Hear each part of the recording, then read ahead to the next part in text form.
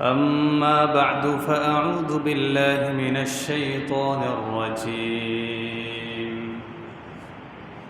بسم الله الرحمن الرحيم وما أرسلناك إلا رحمة للعالمين وقال سيدنا رسول الله صلى الله عليه وسلم بدأ الإسلام غريبا سيعود غريبا كما بدأ فطوبى للغرباء أو كما قال النبي عليه الصلاة والسلام صدق الله مولانا العظيم وصدق رسوله النبي الكريم ونحن على ذلك من الشاهدين والشاكرين والذاكرين والحمد لله رب العالمين.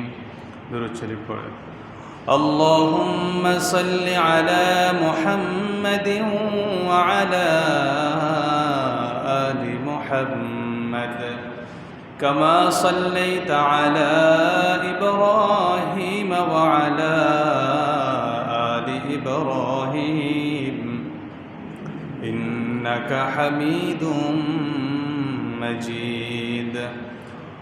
اللهم بارك على محمد وعلى آل محمد كما باركت على إبراهيم وعلى آل إبراهيم إنك حميد مجيد.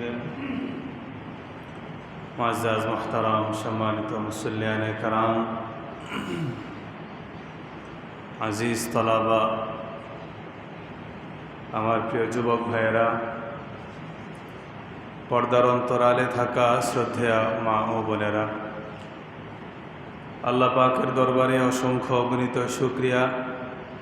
তিনি আমাদেরকে আল্লাহর ঘর মসজিদে আগে আগে আসার বসার তৌফিক দিয়েছেন। সকলেই বলি আলহামদুলিল্লাহ। কোরআনে কারীমের সুপ্রসিদ্ধ আয়াত এবং রবিউল আউয়াল মাসের শুরু থেকেই আমরা রাসূল আকরাম সাল্লাল্লাহু আলাইহি ওয়াসাল্লামের জীবন বৃত্তান্ত আলোচনা করছিলাম। তো আগামীতেও ইনশাআল্লাহ চলতে থাকবে। আল্লাহ তাআলা তৌফিক দান করেন। দুনিয়াতে একমাত্র আমাদের নবীজির আলোচনা যত বেশি হবে, যত বেশি শোনা হবে, জানা হবে, ঈমান তত বেশি বৃদ্ধি পাবে। নবীজির আলোচনা যত বেশি আমরা আত্মস্থ করতে পারবো, নবীজির প্রতি আমাদের ভালোবাসা তত পয়দা হবে। তো এই জন্য সেই সুপ্রসিদ্ধ আয়াতের জেরেই আমরা সামনে আলোচনা করব ইনশাআল্লাহ। আল্লাহ তাআলা তৌফিক দান করেন। রাসূল আকরাম সাল্লাল্লাহু আলাইহি ওয়াসাল্লামের দাওয়াতি জীবনের কার্যক্রম খুব বেশি সহজ ছিল না। অত্যন্ত কঠিনতম সময় পার করেই আমাদের কাছে পর্যন্ত ইসলামের দাওয়াত আল্লাহ রাসূল পৌঁছিয়েছেন। তোর মধ্যে দু একটি ঘটনা বললে আপনাদের বুঝতে সুবিধা হবে। নবী সাল্লাল্লাহু আলাইহি ওয়াসাল্লাম যখন দাওয়াতের কার্যক্রম শুরু করেন, ওই সময় কাফেররা আবু তালেবকে অত্যন্ত প্রেসার দিত। কাফেররা বলতো যে আবু তালেব, তুমি তোমার ভাতিজাকে সামলাও, যদি ভাতিজাকে সামলাতে না পারো নাউজুবিল্লাহ আমরা তাকে হত্যা করব। নাউজুবিল্লাহ বলেন। তো কাফেরদের এই প্রেশারগুলো প্রতিনিয়ত আবু তালেব শুনতে হইত। একটা সময়ের পরে একটা লোক, সুন্দর একটা লোককে আইনা কাফের এসে বলতেছে, আবু তালেব ভাতিজা হিসেবে তাকে নাও, মোহাম্মদকে দিয়ে দাও, আমরা তাকে হত্যা করি। নাউজুবিল্লাহ বলেন। তো আবু তালেব রসুল আকরাম সাল্লাল্লাহু আলাইহি সাল্লামকে বললেন, ভাতিজা দাওয়াতটা একটু কম দাও, কার্যক্রমের স্পিডটা একটু কমায় দাও। আরবে আমি থাকতে পারতেছি না, মানুষের কথা শুনতে হয়। তো আল্লাহ রসুল সাল্লাল্লাহু আলাইহি সাল্লাম তখন বললেন, চাচা আজকে থেকে দাওয়াতের কার্যক্রম আরো বাড়বে ইনশাআল্লাহ। এবার কাফেররা সিদ্ধান্ত নিল যে মোহাম্মদকে কিছু লোভের মাধ্যমে তার দাওয়াতি কার্যক্রম বন্ধ করো। এক কাফের উতবা ইবনে রাবিআ তাকে ঠিক করলো, যাও মোহাম্মদের কাছে যাও প্রস্তাব নিয়ে। 4টা প্রস্তাব। রাসূল আকরাম সাল্লাল্লাহু আলাইহি ওয়াসাল্লাম বাইতুল্লাহ শরীফের মধ্যে বসা, হঠাৎ করে উতবা ইবনে রাবিআ কাফের এসে বলতেছে, ভাতিজা তোমার সাথে কথা আছে, তোমার কাছে 4টা প্রস্তাব নিয়ে আসছি। 1 নম্বর প্রস্তাব, যদি তুমি চাও আরবের সবচাইতে সুন্দরী নারীকে বিবাহ করবা, আমরা সবাই মিলে সবচেয়ে সুন্দরী নারীকে তোমার সাথে বিবাহ বন্ধনে আবদ্ধ করে দিব, বিনিময় শুধু তুমি তোমার রবের কথা বলা বন্ধ করে দিবা, আমার বাপদাদার বিরুদ্ধে কথা বলা বন্ধ করে দিবা, লাত উজ্জাত মানাতের বিরুদ্ধে কথা বলা বন্ধ করে দিবা। আল্লাহ রসুল সাল্লাল্লাহু আলাইহি সাল্লাম মাথাটা নিচে নামায় রাখছে, বুঝছে বাতিজার প্রস্তাবটা পছন্দ হয় নাই। 2 নম্বর প্রস্তাব দিলাম, চলো যদি তুমি চাও আরবের সবচেয়ে বেশি ধনী হইবা, তাহলে আমরা তোমাকে ধনী বানায় দিব। নবীজি সাল্লাল্লাহু আলাইহি ওয়াসাল্লাম মাথাটা নিচু রাখলেন, কোনো সারা শব্দ নাই। উতবা ইবনে রাবিআ বুঝলেন প্রস্তাব এটাও পছন্দ হয় নাই। 3 নম্বর বললেন, যদি তুমি চাও তাহলে আরবের বাদশাহী তোমাকে দিব। আল্লাহ রসুল সাল্লাল্লাহু আলাইহি ওয়াসাল্লাম 3য় প্রস্তাবের পরেও মাথাটা নিচু। 4 নম্বর বললেন, এই 3টা প্রস্তাব কোনো ব্যক্তিকে করার পর সে কোনো সারা শব্দ দিবে না, এটা কোনো সুস্থ মানুষের হইতে পারে না। 4 নম্বর প্রস্তাব, তুমি যদি বলো বিদেশ থেকে ডাক্তার এনে তোমার চিকিৎসা করাবো। 4 প্রস্তাবের পরে এবার আল্লাহ রসুল সাল্লাল্লাহু আলাইহি ওয়াসাল্লাম বলেন, আমার ডান হাতে যদি সূর্য দেন আর বাম হাতে চন্দ্র দেন, আসমান এবং জমিনের সম্পূর্ণ আধিপত্য যদি আপনি আমাকে দেন, তারপরেও আল্লাহর দ্বীনের কথা বলা বন্ধ করা যাবে না, দাওয়াতের কাজ বন্ধ করার কোনো সুযোগ নেই। আমি তো এসেছি দাওয়াতের কাজ করার জন্য, আমার জন্মই হয়েছে দাওয়াতের জন্য, ইসলামের জন্য।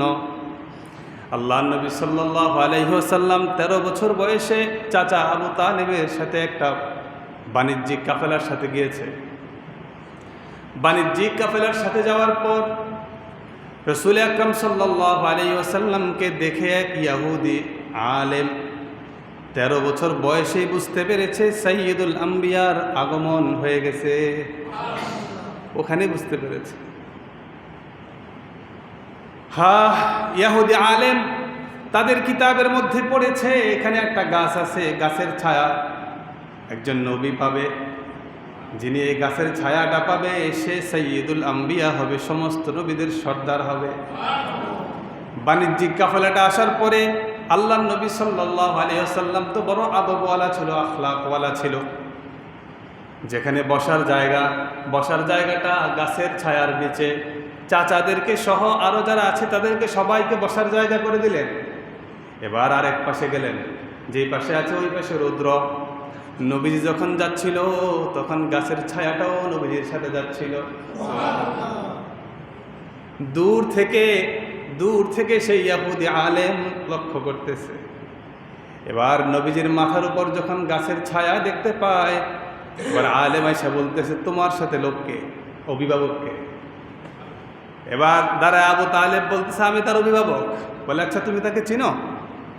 বলে, চিনবো না কেন, সেটা আমার ভাই আব্দুল্লাহর সন্তান মুহাম্মদ সাল্লাল্লাহু আলাইহি ওয়াসাল্লাম। বলে, তোমার হাতে ধরি ভাই, তুমি তাকে নিয়ে আর সামনে যাইও না, তার সম্পর্কে আমাদের পূর্ববর্তী কিতাব সমূহে আছে, ইহুদিরা দেখলে তাকে চিনে ফেলবে, তাকে হত্যা করবে। সুতরাং এখান থেকেই আমি তোমাকে সতর্ক করতে চাই, তাকে মক্কায় পাঠায়া দাও। আবু তালেব তখন তার বাণিজ্যিক কাফেলার সাথে হযরত রাসূল করিমকে মক্কায় পাঠিয়ে দিচ্ছে নিরাপত্তার জন্য। তাহলে তিনি আমাদের এমন নবী যাকে গাছে ছায়া দেয়। সুবহানাল্লাহ। তিনি আমাদের এমন নবী যার শাফাআত ছাড়া আমাদের জান্নাতে যাওয়া সম্ভব না। তিনি এমন নবী যার হাত থেকে হাউজে কাউসারের পানি পান করা ছাড়া কোনো উপায় নাই। হাউজে কাউসার ছাড়া কোনো পানি থাকবে না, আর পানির সাহেব তো আল্লাহর রাসূল সাল্লাল্লাহু আলাইহি ওয়াসাল্লাম, তাই না? যদি পানি পান করতে হয় কার হাত থেকে পান করতে হবে? মুহাম্মদুর রাসূলুল্লাহ সাল্লাল্লাহু আলাইহি ওয়াসাল্লামের হাত থেকে। তিনি এমন নবী যাকে গাছে পর্যন্ত মুহাব্বত করে। তিনি এমন নবী যাকে পাহাড় মুহাব্বত করে। নবী সাল্লাল্লাহু আলাইহি ওয়াসাল্লাম একটা গাছে হেলান দিয়া খুতবা দিতেন। সাহাবায়ে কেরামের যখন ভালো অবস্থা এসেছে, নবীজির কাছে প্রস্তাব করলেন, ইয়া রাসূলুল্লাহ, একটা মিম্বর বানাতে চাই। এই গাছে আপনি, খেজুর গাছে আপনি হেলান দিয়ে কথা বলেন, এটা কষ্ট হয় আপনার জন্য। নতুন একটা মিম্বরের ব্যবস্থা করা হয়েছে, খেজুর গাছটাকে সাথে পাশে রাখা হয়েছে। নবীজি মিম্বরে উঠতে দেরি আর খেজুর গাছের কান্না করতে দেরি হয় নাই। সাহাবী আব্দুল্লাহ ইবনে আব্বাস রাদিয়াল্লাহু আনহু বলেন, ছোট বাচ্চা যেমনি কান্না করে খেজুর গাছ সেইভাবে কান্না করতে শুরু করছে। আল্লাহর নবী সাল্লাল্লাহু আলাইহি ওয়াসাল্লাম খেজুর গাছকে তখন বললেন, আমি বুঝতে পেরেছি তোমার বেদনা, বুঝতে পেরেছি তোমার মুহাব্বত। আজকে তুমি মৃত আছো, আমি আল্লাহর কাছে দোয়া করব আল্লাহ যেন তোমাকে জীবিত করে দেয়। আমি আল্লাহর কাছে দোয়া করব আল্লাহ যেন তোমাকে কিয়ামত পর্যন্ত ধ্বংস না করে। তুমি থাকবা কিয়ামত পর্যন্ত মদিনায়, যত মানুষ আসবে তোমার কাছ থেকে মেহমানদারি করবে, তোমার কাছ থেকে ফল নিতে পারবে। এখনো পর্যন্ত কান্না থামে না। নবীজি বুঝছেন এই প্রস্তাব খেজুর গাছের পছন্দ হয় না, বুঝেন না মনে হয়। আল্লাহর নবী সাল্লাল্লাহু আলাইহি ওয়াসাল্লাম দ্বিতীয় প্রস্তাব করলেন, যাও, প্রথম প্রস্তাবের কথা বাদ দিলাম, তুমি যে আমাকে মুহাব্বত করো, আমি তোমাকে আমার জান্নাতের সঙ্গী বানায় দিব। এবার কান্না থেমে গেছে। জান্নাতে নিয়ে যাবেন তো, ঠিক আছে, আর কান্না নাই। এ নবীর আশেক, নবীর প্রেমের মুহাব্বত। আল্লাহ রাসূল সাল্লাল্লাহু আলাইহি সাল্লাম সাথে দুইজন আবু বকর এবং ওমর, এমন সঙ্গী হয়েছে নবীজির সাথে কবরেরও সঙ্গী, সুবহানাল্লাহ, নবীজির সাথে হাসরেরও সঙ্গী হবে। নবীজি যখন দাঁড়াবে তখন তাদেরকে পাশে দেখতে পাবো ইনশাআল্লাহ। হাঁটতেছে, চলতেছে, হঠাৎ করে পাহাড়ের কাছ থেকে সালাম আসছে, আসসালাতু ওয়াসসালামু আলাইকা ইয়া রাসূলুল্লাহ। সালামের আওয়াজ শোনার পরে আবু বকর এবং ওমর রাদিয়াল্লাহু আনহু খুঁজতেছে কে যে সালাম দিল। কোনো মানুষ তো দেখা যাচ্ছে না, মরুভূমি, ধুধু বালু শুধু দেখা যাচ্ছে, কোনো মানুষ তো দেখতে পাচ্ছি না। জিজ্ঞেস করে, ইয়া রাসূলুল্লাহ, সালামের আওয়াজটা জানি কোত্থেকে আসছে? আল্লাহর নবী সাল্লাল্লাহু আলাইহি সাল্লাম বলেন, ওই পাহাড় থেকে আসছে। পাহাড় আমাকে মুহাব্বত করে, আমিও তাকে মুহাব্বত করি। ওই পাহাড় আমাকে সালাম দিয়েছে, ওয়া উসাল্লিমুহু, আমিও তার সালামের উত্তর দিয়েছি। সুবহানাল্লাহ। উহুদের প্রান্তরে উহুদের পাহাড় এখনো পর্যন্ত সাক্ষী। নবী সাল্লাল্লাহু আলাইহি ওয়াসাল্লাম উহুদের সামনে দিয়ে না এসে ভিন্ন একটা রাস্তায় এসেছেন, আর উহুদ কান্না করতে লাগতেছে। ফেরেশতা জিবরাইল আমিন এসে বলতেছে, ইয়া রাসূলুল্লাহ, উহুদের পাহাড় আপনার জন্য কান্না করতেছে, আপনি রাস্তা পরিবর্তন করছেন কেন? আপনি উহুদের সামনে দিয়ে যান, উহুদের তামান্না, আপনি উহুদের সামনে দিয়ে গেলে উহুদ আপনাকে সালাম দেয়, উহুদ আপনাকে দেখে, উহুদ আপনার কদম মোবারক তার নিজের দেহের মধ্যে মেখে নিতে পারে। সুতরাং আপনি রাস্তা পরিবর্তন করে উহুদের পাশ দিয়ে যান। এবার সাহাবায়ে কেরামকে নিয়ে নবী সাল্লাল্লাহু আলাইহি ওয়াসাল্লাম উহুদের পাশে গেলেন। সেখানে যাওয়ার পর সমস্ত সাহাবীকে বললেন, তোমরা সাক্ষী থাকো, উহুদ পাহাড় আমাকে মুহাব্বত করে, আমিও উহুদকে মুহাব্বত করি।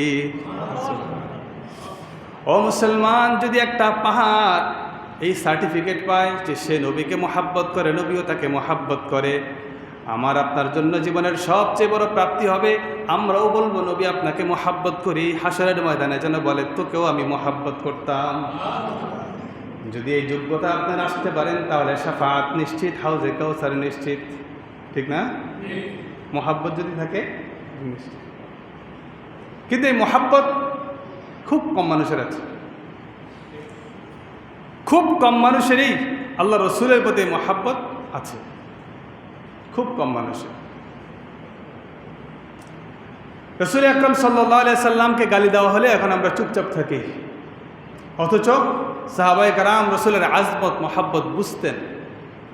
মান সাব্বা নাবিয়ান ফাকতুলু, নবীকে যে গালি দেয় তার শাস্তি একটাই, তাকে হত্যা করতে হবে। কথা বলে না? শাস্তি কি? একটা, হত্যা। কিন্তু এখন মোড়ে মোড়ে গালি দেয়, রাস্তার অলিতে গলিতে গালি দেয়। তা আপনার দিল এখন আর কাঁপে না, আপনার দিল এখন আর কষ্টও লাগে না। তা আপনিও মহাব্বত করেন, আপনিও মহাব্বত করেন। আপনি দাবি করেন যে আপনি নবীকে মহাব্বত করেন। আল্লাহ রাব্বুল আলামিন রসুলের মহাব্বত আমাদের অন্তরে পয়দা করে দেন। রসুলের মহাব্বতের মৌলিক চিহ্ন কি?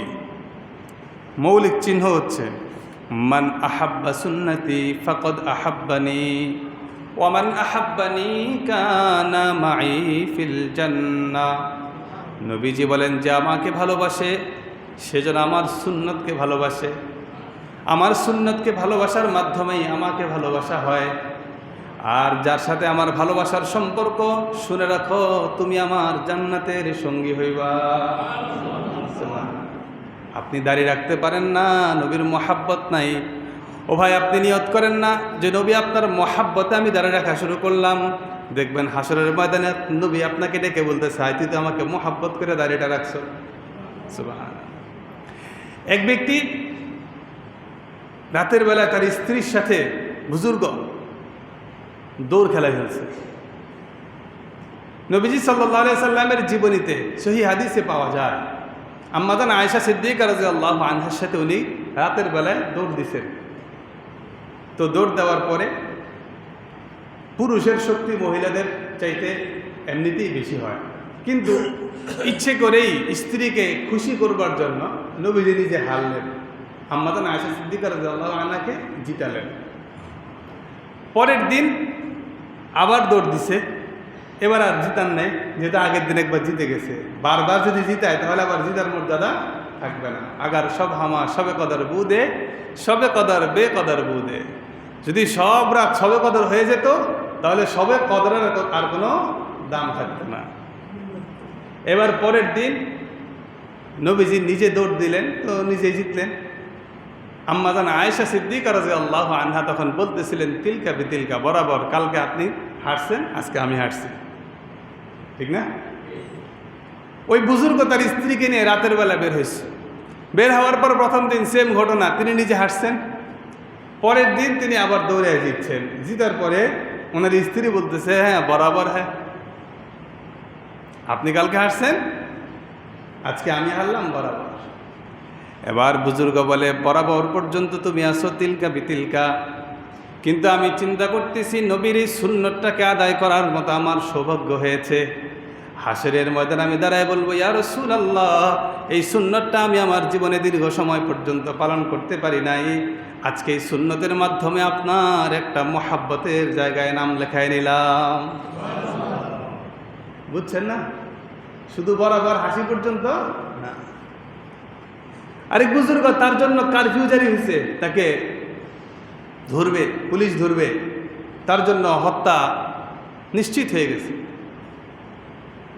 এবার ওই ব্যক্তি আত্মগোপনে চলে গেছে, 3 দিন পর্যন্ত আত্মগোপনে ছিল।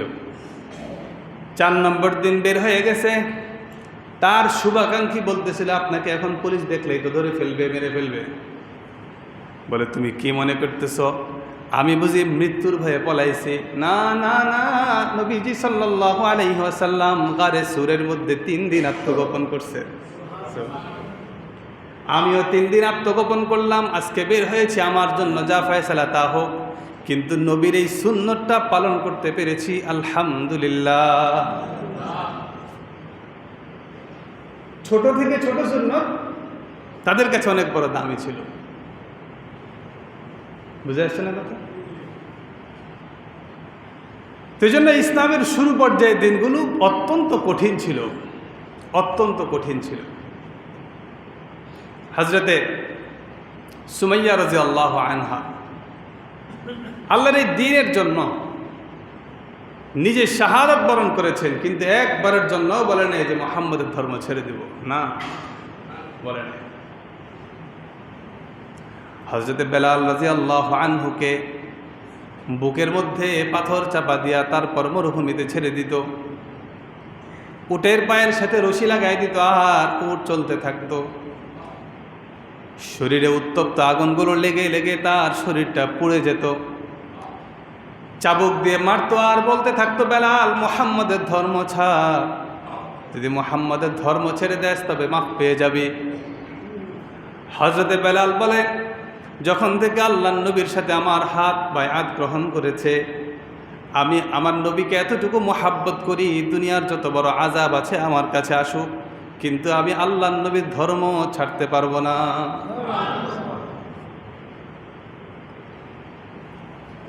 আল্লাহু আকবার। হযরত খাব্বাব রাদিয়াল্লাহু আনহু উত্তপ্ত কয়লার মধ্যে শোয়া, উত্তপ্ত কয়লা নিভে গেছে, ওনার শরীর থেকে চামড়া পুড়ে পুড়ে ওই চামড়ার চর্বিগুলো পড়ে কয়লা নিভছে,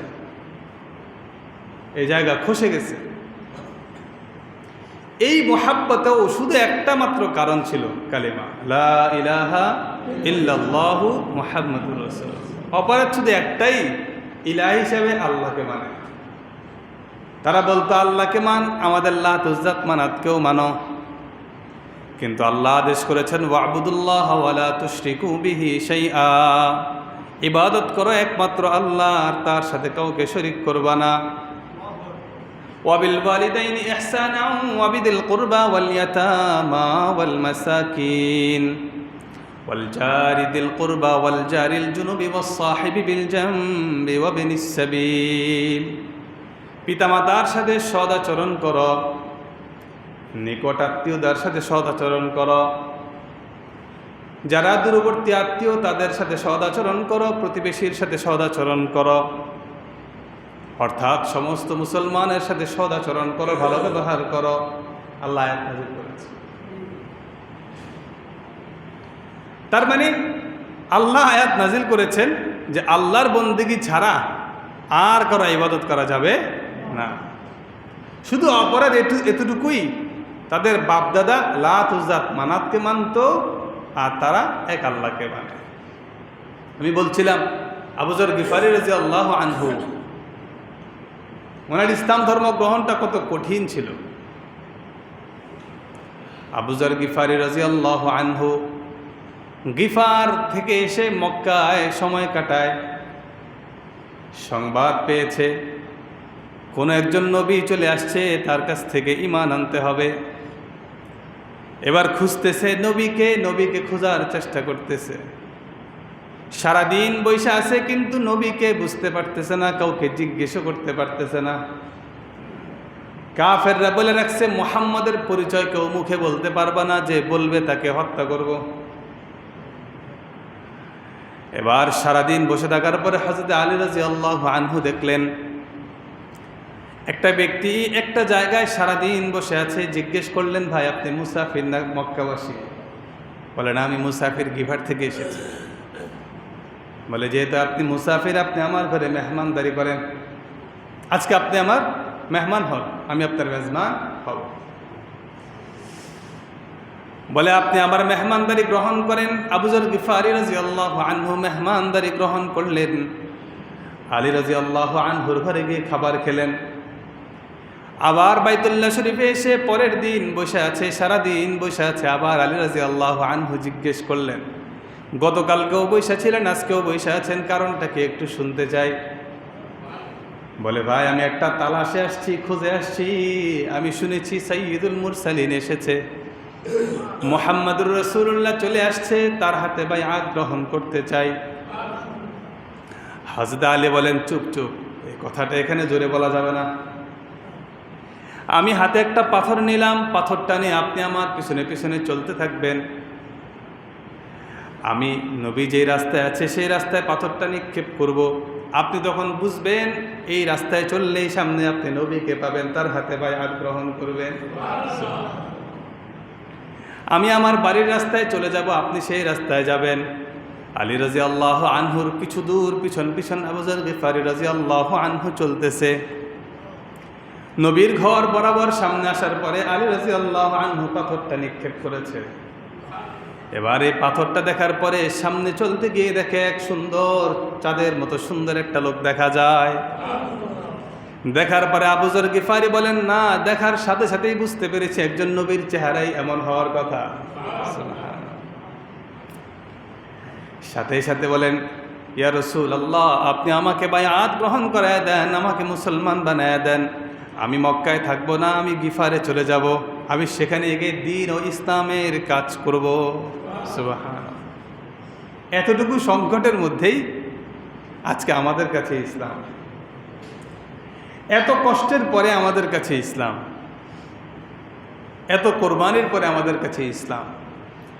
হজের মৌসুমে নবী সাল্লাল্লাহু আলাইহি ওয়াসাল্লামকে বয়কট করার জন্য কাফেররা সিদ্ধান্ত নিল যে হজের মৌসুমে মানুষ আসে আর মুহাম্মদের চরিত্র দেখে তারা মুসলমান হয়ে যায়। নবী সাল্লাল্লাহু আলাইহি ওয়াসাল্লামের চরিত্র দেখে তো গাছও কান্দে, উটও কান্দে, পানি পর্যন্ত নবীর মুজিজায় মিষ্টি হয়ে যায়, তিতা পানি মিষ্টি হয়ে যায়। হ্যাঁ, বীরে গার্স আল্লাহ রসুল সাল্লাল্লাহু আলাইহি সাল্লামকে যে পানি দিয়ে গোসল করানো হয়েছে, তো এই পানি আগে অপরিচ্ছন্ন ছিল, নবী সাল্লাল্লাহু আলাইহি সাল্লামের থুতু মোবারকের মাধ্যমে পানি সুমিষ্ট হয়ে গেছে। এটা পান করার উপযোগী ছিল না, নবীজির থুতু মোবারকের মাধ্যমে পবিত্র হয়ে গেছে। অন্যান্য নবীদের যত মুজিজাত আছে সমস্ত মুজিজাত এটা খুবই অল্প, গণা যায়, কয়টা ছিল এটা জানা যায়। কিন্তু আমাদের রাসূল আকরাম সাল্লাল্লাহু আলাইহি সাল্লামের পুরো জিন্দেগিটাই মুজিজার উপরে। এক জীবন্ত মুজিজা হচ্ছে কোরআন। সুবহানাল্লাহ বলেন। আপনি যদি আর কোনোটাই বিশ্বাস না করেন তবে আপনি এটাকে বিশ্বাস করতে পারেন যেটা আপনার চোখের সামনে আছে। আপনি বাংলাদেশের কোরআন শরীফের সাথে মিলান, সৌদি আরবের কোরআন শরীফে মিলবে, সেম জিনিস, কোনো পার্থক্য নাই। আপনি আমেরিকার কোরআন শরীফের সাথে মিলান, কোনো পার্থক্য নাই।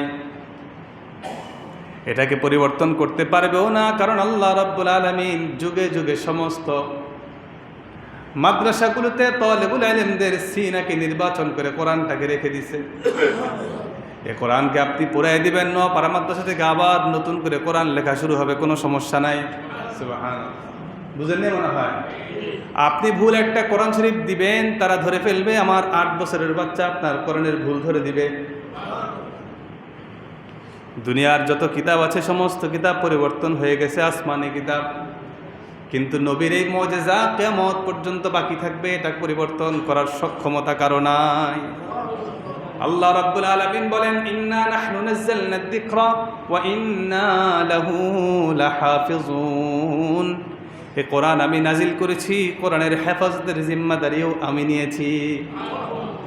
এজন্য যারা হাফিজ কোরআন হয় বুঝতে হবে নিশ্চয়ই আল্লাহ রাব্বুল আলামিন তাদেরকে বিশেষভাবে বাছাই করেছে। এত মানুষের সিনা থাকতে কেন আপনার পাশে আপনার বাচ্চাটার সিনাকে আল্লাহ কবুল করেছেন? বহু মানুষ তো মাদ্রাসায় পড়ে, সবাই হাফেজ হয় না। বহু মানুষ হাফেজ হয়, হিফজ রাখতে পারে না। বহু মানুষ হাফেজ হওয়ার পরে তার আমলের সাথে জিন্দেগি কাটাতে পারে না। বুঝতে হবে এটা আল্লাহ তাআলা কবুল করে নাই, মেধার জোরে কিছুটা মুখস্থ হয়েছে। কিন্তু আল্লাহ যদি কবুল করে তাহলে তার সিনার মধ্যে হাসরের ময়দান পর্যন্ত এটা হেফাজত করার জিম্মাদারি কার? আমলের সাথে থাকবে, কোরআনও থাকবে, আমল থাকবে না, কোরআনও থাকবে না। বুঝে আসছে? তো মুজিজাত এই পরিমাণ ছিল।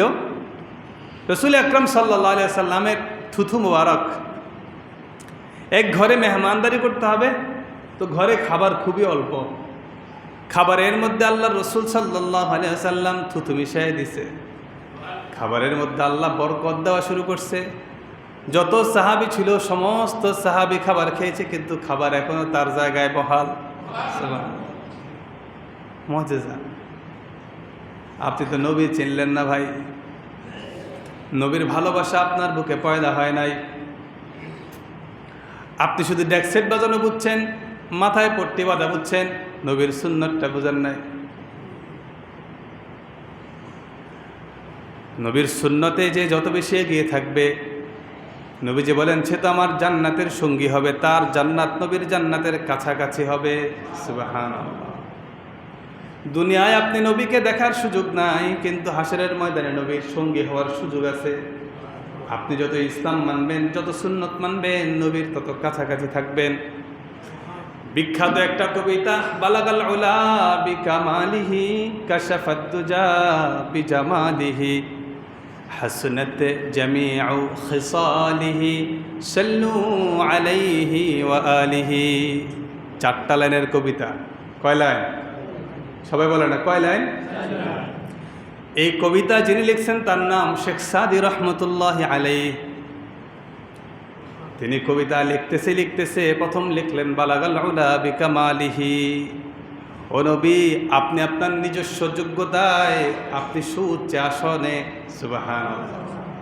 আল্লাহ আপনাকে এতগুলো যোগ্যতা দিয়েছে, সব রকমের যোগ্যতা দিয়ে আপনাকে পরিপূর্ণ করে আপনার আসনটা উন্নীত করে দিয়েছে। 3 লাইন লেখার পরে আর 4র্থ লাইন মিলাইতে পারে না।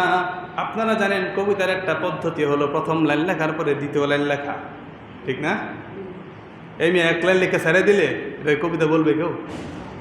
এটা তাল লাগে না? 3 লাইন লিখছে। 3 লাইন লেখার পরে কান্না করতেছে, আল্লাহ আপনি আরেকটা লাইনের ব্যবস্থা করে দেন, আমি তো আর পাচ্ছি না কোনো লাইন। বালাগাল উলা বিকামালিহি কাশাফাদ দুজা বিজামালিহি হাসনাত জামিউ খিসালিহি পর্যন্ত পাইছি। কান্না করতে করতে রাতের বেলায় ঘুমায় গেছে। এবার স্বপ্নে নবী সাল্লাল্লাহু আলাইহি ওয়াসাল্লাম চলে আসছে। স্বপ্নে আসার পরে কি রে শেখ সাদি, কি সমস্যা? বলে ইয়া রাসূলুল্লাহ 3 লাইন লিখতে পারছি, 1 লাইনের সমস্যা। বলে তো কোনো কঠিন কোনো ব্যাপার না, দুরূদ শরীফ লাগায় দাও, সাল্লু আলাইহি ওয়া আলিহি। দুরূদ লাগায় দিবা তো 4 লাইন পরিপূর্ণ হয়ে যাবে। যারা নবীর আশিক হয়, নবী তাদের সাথে স্বপ্নে সংযোগ করে। আমাদের এক বিশ্ববিখ্যাত কিতাব লেখক সাআদউদ্দিন তাফতাজানি রহমতুল্লাহ আলাইহি ছাত্র জমানায় খুব বেশি ভালো ছাত্র ছিলেন না, সব সময় পিছনের বেঞ্চের ছাত্র ছিলেন।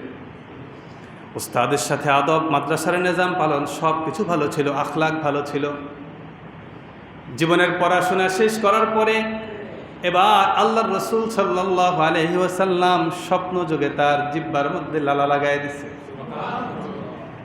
এতদিন পর্যন্ত ক্লাসের সর্বশেষ বেঞ্চের ছাত্র থাকার পরেও নবীর জবানের লালা মুবারক যখন সাআদউদ্দিন তাফতাজানির কাছে এসেছে, ওস্তাদের চাইতে কিতাব বুঝার মাদ্দা সাআদউদ্দিন তাফতাজানির বেড়ে গেছে। সাআদউদ্দিন তাফতাজানি রহমতুল্লাহ আলাইহি যে কিতাব লেখছে, আমাদের যে সিলেবাস 12 বছরের সিলেবাস, কয় বছর? 12 বছরে যদি আমরা 60টা করে কিতাব পড়ি, মিনিমাম 100-র উপর কিতাব পড়ি, কয়শো? সবাই বলেন কয়শো? 100 কিতাবের মধ্যে সবচেয়ে কঠিন যে কিতাব, সেই কিতাব হচ্ছে মুখতাসারুল মাআনি। এই কিতাবের লেখকের নাম সাআদউদ্দিন তাফতাজানি। বুঝেননি মনে হয়? যে লোক কিতাব বুঝতোই না, সেই লোক নবীজির লালা পাওয়ার পরে এই 100 কিতাবের সবচেয়ে কঠিন কিতাব উনি নিজেই লিখছে। বরকত কার? আমাদের নবীজির বরকত। আহমদ ইবনে হাম্বল রহমতুল্লাহ আলাইহি, উনি যখন ছোট ছিলেন বন্ধুদের সাথে গোসল করতে গেছিল। তো আমাদের জমানাতেও তো 8 বছরের ছেলেরা কাপড় চোপড় ছাড়াই পুকুরে লাফ দিত, ঠিক না? হ্যাঁ, স্কুল থেকে এসে ব্যাগটা ফালায় কোনো রকম এটি খুললে দৌড়, একেবারে জন্মদিনের পোশাক পরেই গোসল। আহমদ ইবনে হাম্বল তখন ছোট মানুষ, মাদ্রাসায় মাত্র পড়ে।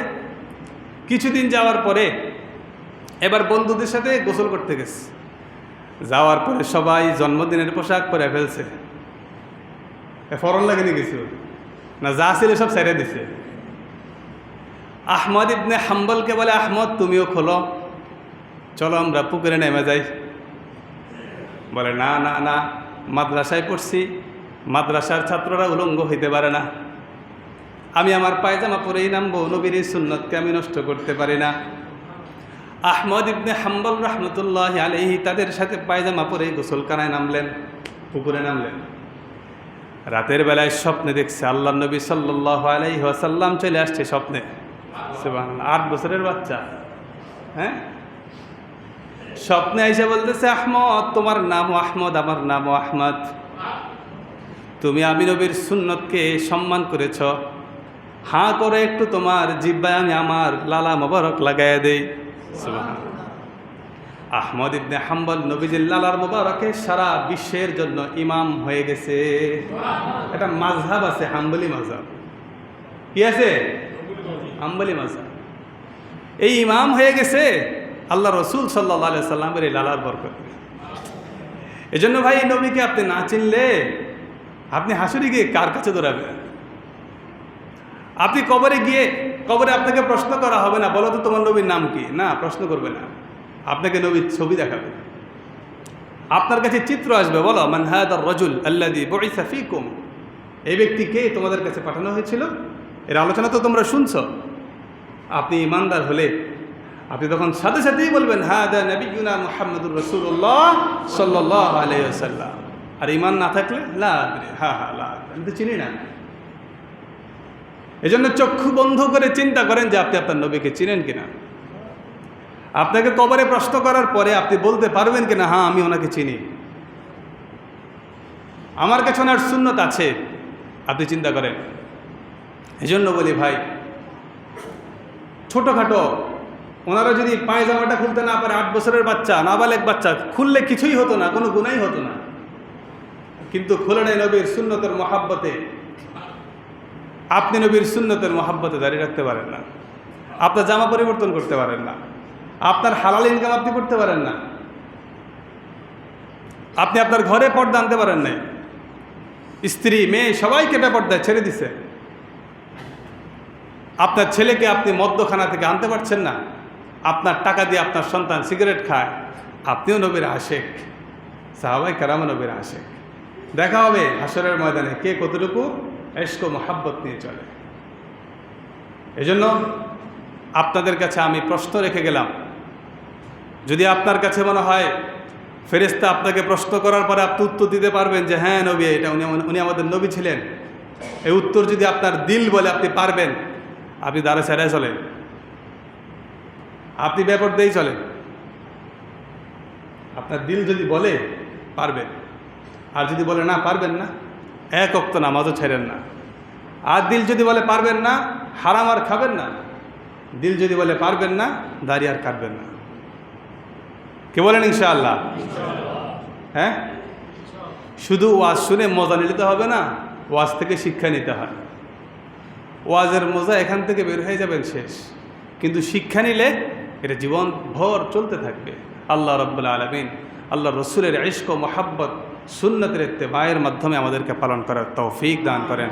ওয়া আখিরু দাওয়ানা আলহামদুলিল্লাহি রাব্বিল আলামিন।